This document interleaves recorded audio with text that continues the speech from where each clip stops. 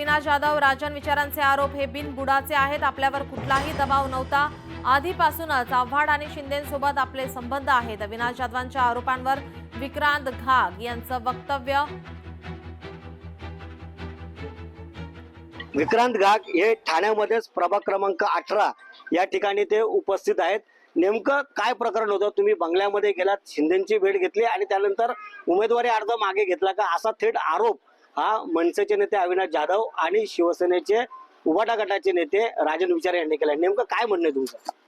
बघा, माझं एवढंच म्हणणं आहे की जो राजन विचारे साहेब किंवा अविनाश जाधव साहेब यांनी जो माझ्यावर आरोप केलेला आहे की मला जबरदस्ती एक पोलीस अधिकारी आतमध्ये घेऊन चालले, तर त्यांना ती चुकीची माहिती आहे। ज्यांनी कोणी त्यांना जो व्हिडिओ दिला तो चुकीचा व्हिडिओ दिलाय। विक्रांत घाग हा 10 मिनिटं अगोदर तिथे पोहोचलेला आहे। गेटवर रितसर एंट्री केलेली आहे। गेटच्या आज एवढ्या मोठ्या माणसाच्या DCM सारखं पद असलेल्या माणसाच्या गेटच्या आतमध्ये जेव्हा आपण जातो त्यावेळेस 100 पोलीस असतात। त्यापैकी एखादा अधिकारी आपला मित्र असू शकतो।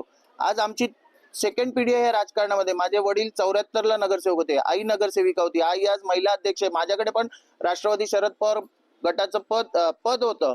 मी आव्हाड साहेबांचा खंदर समर्थक आहे। आज 22 वर्ष आज आम्ही आव्हाड साहेबांबरोबर आहे की आपण प्रवाहाबरोबर चाललं पाहिजे, प्रवाहाबरोबर। आणि शिंदे साहेबांचं आणि घाग फॅमिलीचं जसं आव्हाड साहेबांचं आणि घाग फॅमिलीचे संबंध आहेत घराचे, तसे शिंदे साहेबांचे आणि घाग फॅमिलीचे पण संबंध आहेत।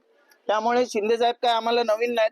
मी स्वतःहून जाऊन शिंदे साहेबांना सांगितलं की साहेब, मी तुमच्या उमेदवारांना पाठिंबा जाहीर करतो। मनीष गांगुर्डे, लोकशाही मराठी, ठाणे।